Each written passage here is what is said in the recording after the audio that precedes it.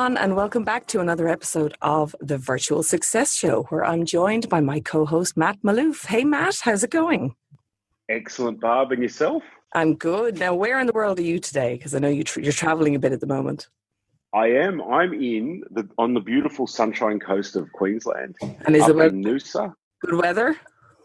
It is. I went for a beautiful walk this morning along the river there, and it's balmy and humid as Queensland is this time of year. Yeah, Noosa is an amazing spot. Well, I'm obviously in my hometown of Sydney at the moment, so it's kind of wet and windy here today.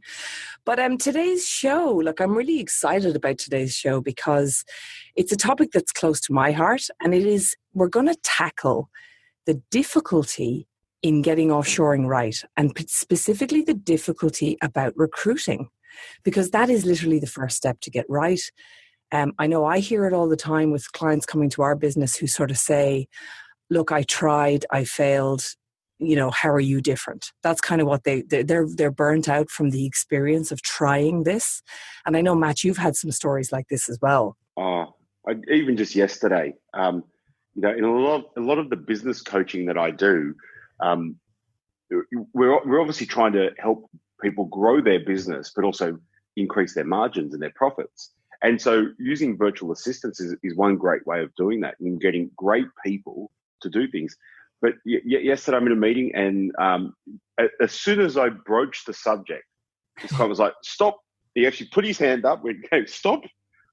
I've done it. It doesn't work for me. And I looked at him and I was like, this guy's been in business for a long time. And I'm like, what do you mean it doesn't? I've tried it. I've heard it all. I've read the books. It doesn't work for me. Absolutely.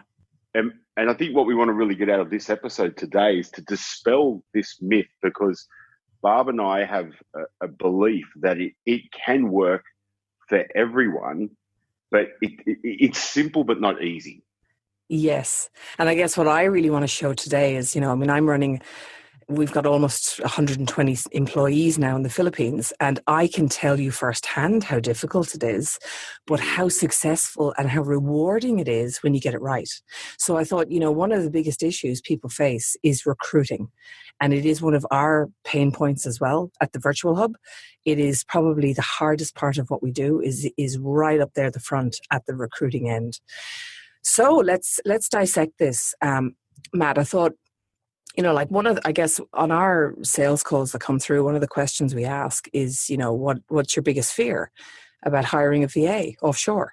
And one of the most common things, there's sort of three common answers we get, but one of the big ones is, I've tried it in the past, it was really bad, I'm willing to give it one more shot, but we almost have to change their belief before they even start, which can be hard for us from a mindset point of view. But thankfully, we tend to deliver most of the time, and our success rate's very high.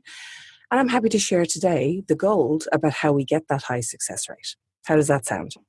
I think it's awesome. I think everyone should have a pen and paper. I've got a pen and paper ready to go, and everyone should have a pen and paper ready to go, because you're about to get some amazing learning. Yes, I know. I can just share with you that I literally have grey hair from trying to get this process right. So the first thing that I've said to people when they present this problem to me, I say, look, don't beat yourself up. It doesn't matter how successful you've been in business, in every other part of business.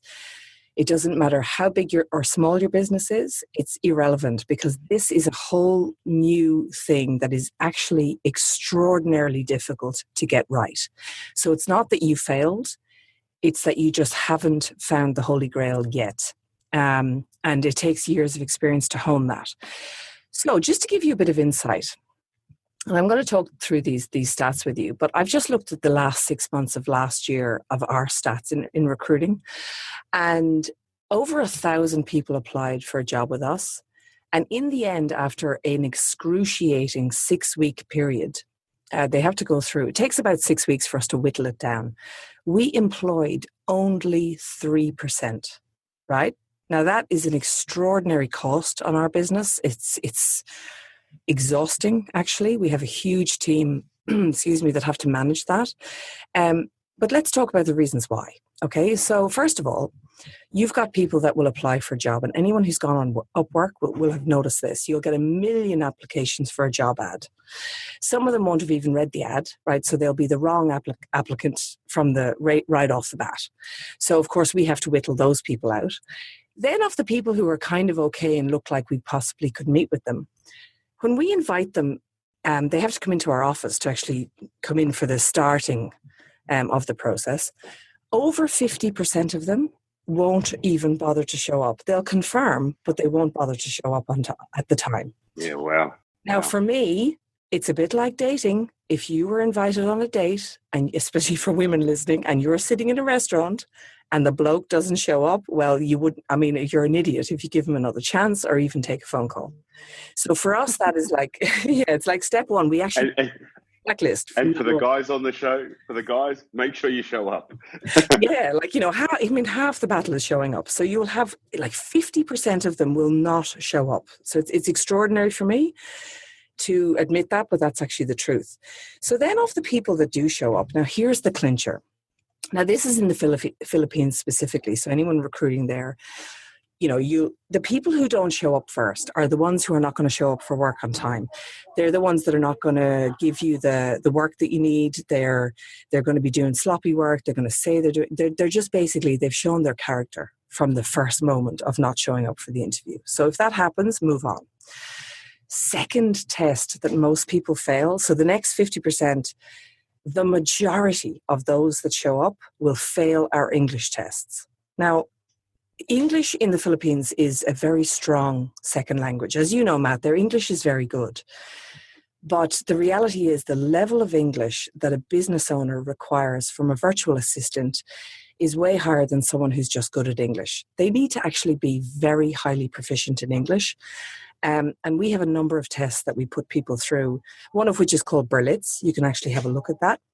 And the Berlitz test, we look at that, majority of people fail it. Or they don't fail, they just get a very low level. And that whittles people down. They're like, all of a sudden we're down to kind of 20% of the pool at that point. So let me pause you for a second, Bob, because I think you bring up a really, really good point here. One of the issues, I mentioned the client I was talking to yesterday, he was like, we recruit in Australia because we recruit locally because we need someone that has strong English and understands the colloquialisms of our market. And I'm like, I've had virtual assistants all around the world, and they understand. They have great English, and I just think it's a really, really good point that you make, because you understand the importance of it, but you test for it. You have to. And this is where I think, so most people would just have a conversation and make a judgment call. But because someone has great verbal communication doesn't mean they have great written communication. Exactly. Or when they're reading. And if you think about when you're working with your virtual team, so much of that is in written language, not verbal communication. And so I love that test. I think that's unreal. Picking up nuances. And, as part of our test, we don't just do the Berlitz. We've actually got actually quite mean what we do to them, but they have to sit like a 5-hour exam when they come in for their first session with us. But one of the reasons we're doing it is because we want to be fair to them as well. And the reality is, if we were to employ some of those people, they would never survive, and the client experience would be terrible. And then their experience as an employee of ours would be terrible, because we would have led them down a path that they're never going to succeed. So it's much better to just be realistic about this up front. Test written language. As you say, an interview is not enough, because people can say anything in an interview. So we also get them to write a written piece about why they feel we should hire them. So we don't just ask them that question, we ask them to write that on an application form. So we get a sense of what drives them. Because people, you pick up little small things in how people write about themselves. And that's a really, really key point to remember. So yeah, communication style, English, show up. These are sort of step 1 and 2. For us then, because we're more in a digital marketing kind of focused place, we need to test for things like, we do a little test around branding to see who has an eye for detail or an eye for color. Now, we don't hire designers, but some people have a natural eye for that. So let's say you're hiring someone that you would like to be involved in your Instagram account or your social media. Well, you may not need to hire a designer. You may just need somebody who has taught themselves Photoshop, who is into photography, who's quite creative in their own way. And that can be enough for social media, for example. So we don't cut people out at that point. We just want to kind of grade where their strengths lie. Now, the next step after that for us is you need, with a virtual assistant, and you know this, Matt, they need to be able to follow instructions and they need to have attention to detail. So the next step for us, and I would strongly urge somebody to do this, give them a task that has a couple of doozies in there, like a sort of a slightly vague instruction, see how they cope with that, and then very specific instructions and see how much of it they pick up. And you want to be very metrics driven with this stuff. So this is before you ever meet the person, right? So that you don't have an emotional connection to them and you can purely grade them based on did they get this instruction, and this one, the top three? Did they miss instruction 4? How did they do on a slightly vague instruction in making their own decision? Does that make sense of how you would metrics driven? 100%. And the thing I'm loving about this, Barb, for our listeners is we hear this this quote. It's very cliche. Hire slow, fire fast. And what I'm loving with this is your process. Whilst for many, you talked about a 6-week process. That's unheard of, and I love it because one of the biggest gripes people have in business is my people aren't doing what I ask them to do, or I can't find great people, or et cetera, et cetera. And the beauty in what you're doing and having, I can understand now why the quality of the people that you place, and we hire your people from your team as well, why their quality is so high, because the virtual hub takes them through this beautiful process. And I love how you position it, and it's so true. And please hear what Barb said.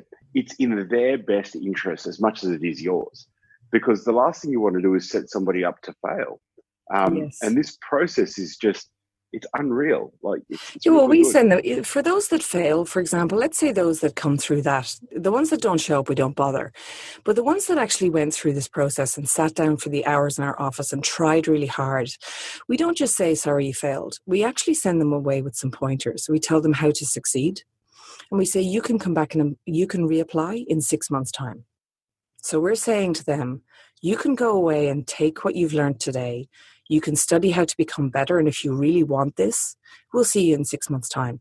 And we've had a few successful hires that actually came back. Now that shows great determination. And they've said in their interview when they came back, eventually we do get to interview. And their comment was that I wanted to work for this company because they just saw that it was excellence what we're doing. And they want to be excellent. And that's kind of what we need. And it's what any business owner needs. Now, the only thing I would say is, it's a 6-week process, and on average, 220 people per month apply for a job with us. So what I want to say with that is, don't deceive yourself as to how hard this is and the resourcing that you will need to put behind finding the right fit, particularly in the Philippines, because there's a lot of people over there and you have to filter. So, obviously that's a plug for my company. That's why people like to come to us. But on the flip side, and here's the real clincher, after all that time, sometimes what you would think, well, if you get people with experience or the right experience coming through, surely they should blitz that test. And yes, they do. But what we find is in the interview, we can sometimes pick up some character flaws or things that we don't particularly like that are not a good cultural fit for us. And often those people will get turned away. Even though they've got the right experience, we can just feel they're not the right cultural fit. The other thing we notice is after we eventually do interviews, then we put them into a 3-week intensive full-time training program that we pay. So we actually employ them as full-time employees. And their first 3 or 4 weeks with us is this training program. And you would not believe the amount of people who go into the training program but don't come out the other side because it's work ethic. You see the whites of their eyes over 3 or 4 weeks, and you can pick up character, work ethic, values, cultural fit. And sometimes we've let the most experienced people go because they don't culturally fit with what we're doing. Hope that makes sense. Oh, it does. It does. And here's why I think having an expert do this is so important. I know in all the businesses I work with, very few people would actually have the time to invest into this. So what happens is we make quick hiring decisions that don't go through a thorough process like this, and then out the back of a poor experience, make the judgment call that this can't work for my business or my business is different. And what Barbara's explaining today is vital for the success of your companies. It really is, because you can't grow a great business without great people, and you can't build a great team and have great people without a great recruitment and onboarding process. And you could ask any expert that. I mean, I've literally studied this for around the world. This is universal. It's not isolated to any industry sector. It's not isolated to any geographic sector. It's universal. And really understand the detail of this process. But not only that, Bob, and I'm sure you're happy to talk about this, you've got experts that are vetting these people. They're not just everyone who's part of your recruitment process. These are trained recruitment professionals doing this. Yeah, and I'm quite heavily involved myself. So one of the things people who are inside the virtual hub will notice is that I'm more involved in the operational end of things than I am on the client side. And the reason I made that decision a few years ago is I realized that the crucial thing for us to get right is the recruitment and the people we hire, because they are the ones that then deliver success for a client. And, it's better for me to sit on that side and keep a tight leash on that side of things. And allow others to manage the client side, if you know what I mean, because that gives us success. Now, if you'll notice from everything I've said, people always talk about A players, right? Everyone goes, I want to hire A players. I want to hire people with experience. In my opinion, and it's just my opinion, you want to hire smart people that have the right character. Now, character is something you're born with and is bred into you as a child. You can't teach it. You have to find people who are smart with the right character, the right work ethic, and are enthusiastic about what it is that you're doing, because those things you can't teach.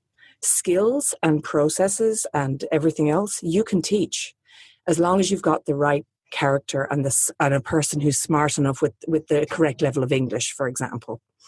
So sometimes our clients find this frustrating, because this is where we're different from a traditional recruiter, for example. A traditional recruiter might do a few tests. They'll get a massive bank of resumes and they'll just keep showing you people that they've interviewed. Those people will not have been through a process like this.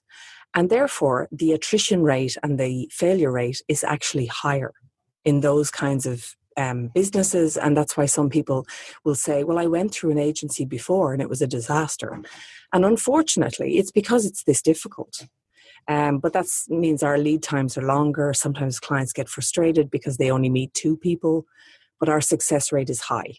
So I just wanted to add that as some context for how difficult it is.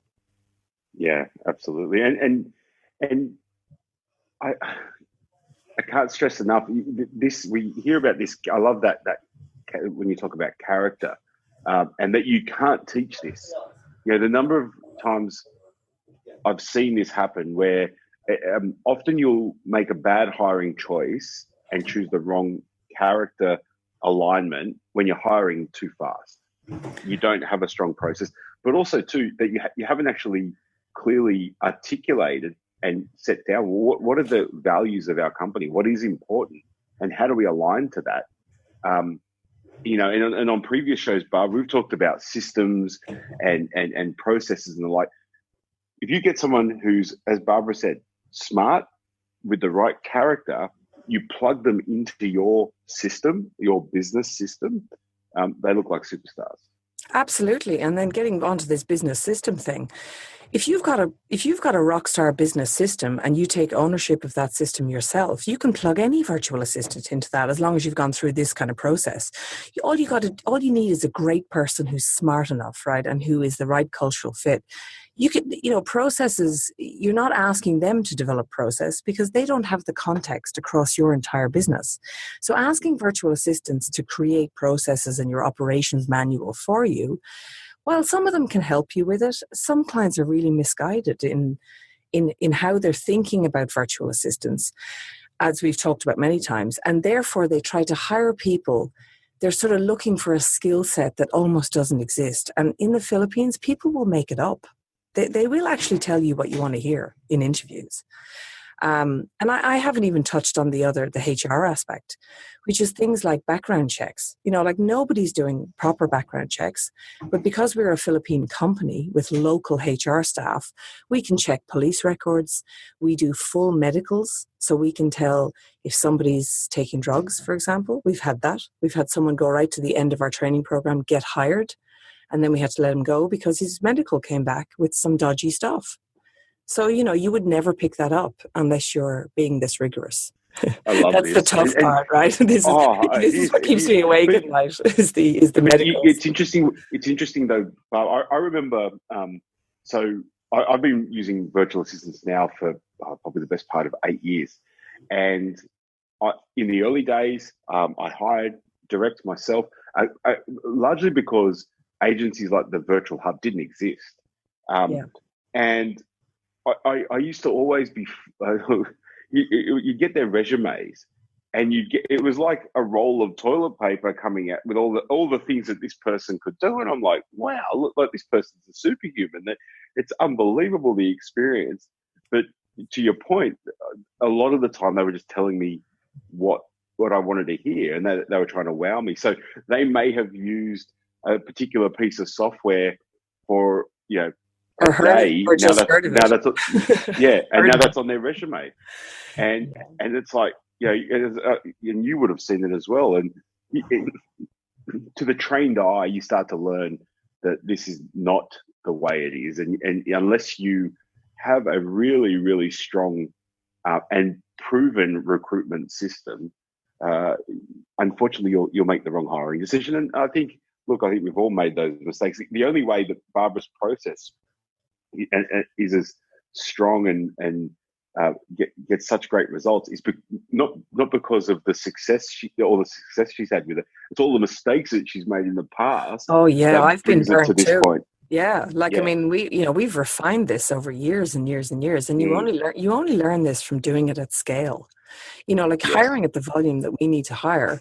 We can't even hire as fast as we need to, but we sort of see ourselves as protecting the client. I mean, if a client comes to us, I'll be honest, it's not, not every client is down with it. Some clients would prefer a pure recruiter, and that's fine. But I've even looked at what would happen if we were to lower slightly our English test result. And my recruiters were saying to me, and they've been doing this a long time, they said to me, Barb, nah, because we don't even get people. It's either like a clear pass or fail. Like, we don't get people that are borderline. And if they get a borderline, someone who almost passed, they tend to bring them through to the next level just to see how they go. So, I've tried increasing it, but it's actually just recruiting and hiring people is a tough game. And it's tougher in the Philippines because culturally there are, they're still behind, and I don't mean this in a derogatory way, but you have to remember that an industry like the call center industry has exploded in the Philippines in the last 10 years in particular. And with that brings shady cultural practices within businesses that don't treat their staff well, so therefore you get a culture of people who don't care. They just go for every job interview, and that's why they don't show up. It's not that they're inherently bad people. It's just the culture right now in the Philippines is churn and burn. And don't get caught up in that, because that's what it's like. That's a bit of Absolutely. just cultural insight there. Yeah, So, yeah. and more and more people are now open and using virtual assistants. So the whole supply demand curve is shifting. There's still a huge supply, but you've got to look at the quality. The great people often, and this is in most markets around the world, are in jobs. Absolutely, yeah, and they're hard to headhunt out. It depends. I mean, if you're just hiring contractors, what you have to remember is people like me who have companies over there, the stuff we're offering staff is stuff you can't offer them because you're not in the Philippines. So like we have the highest level of private health cover. We've got, we understand all the labor code, all the Philippine public holidays and how to navigate that, what they care about, what's important for them. For example, I'll give you a tip. What's very important for the Filipinos is to have their children under the private health cover. That you will have someone work for you for life if you can get their kids on it. So, having a local company gives me a lot of advantage in that I can deliver a lot of those things. And that means that you can attract great talent by having a culture like that. But it doesn't mean you couldn't do it getting your own freelancers or contractors. You just got to be aware of all these dynamics, I guess, that are there. Absolutely. So yeah, that was actually it was almost good for me to share that because it's like I've realized the depth of what we do. Yeah, it's amazing, and like I just, I think this is one of those shows that everyone should go back and listen to a few times because there was so much gold that you were sharing, and if you took nothing else away from this, understand that in order for virtual assistants to work in your business, it actually starts with a strong recruitment process at the front end. If Definitely. you don't have a strong recruitment process at the front end, then you really are playing, Russian roulette, aren't you? It's a gamble. It really Look, is. I mean, if I was to say the steps, I mean, you need, first off, you need this recruitment, this depth of recruitment process. Then, as we've talked about ad nauseum on this podcast, it's the strength of your business process and your engine that you're going to plug this person into.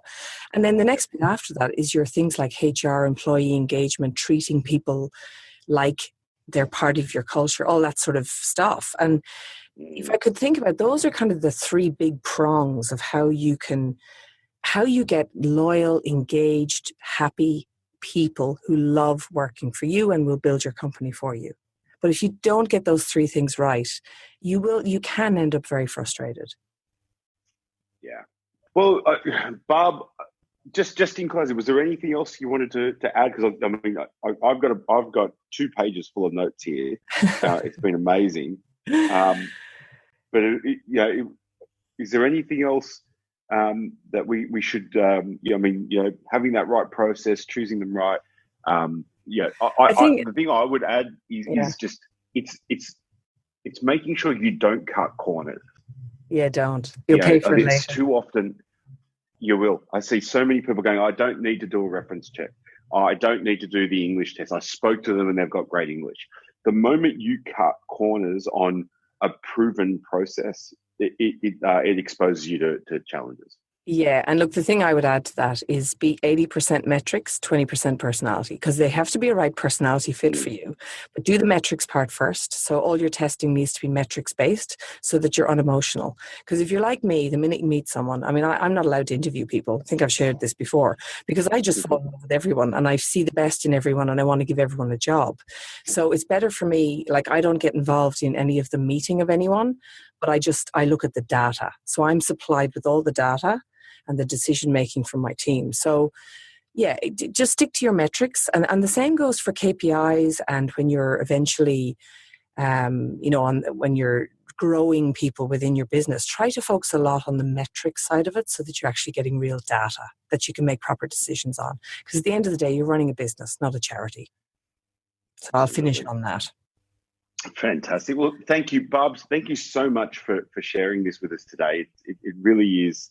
I just think it's so generous of you to share this process with everybody. I just love how, for the listeners, how we come up with these shows is sometimes Matt and I are just shooting the breeze and we're like, hey, this happened this week, and we're like, that'd make a great show. Yeah, let's do it. And we just do these shows. So these are real, nuggets of information that we share. We find that through our own discussions, we come up with great ideas for the show.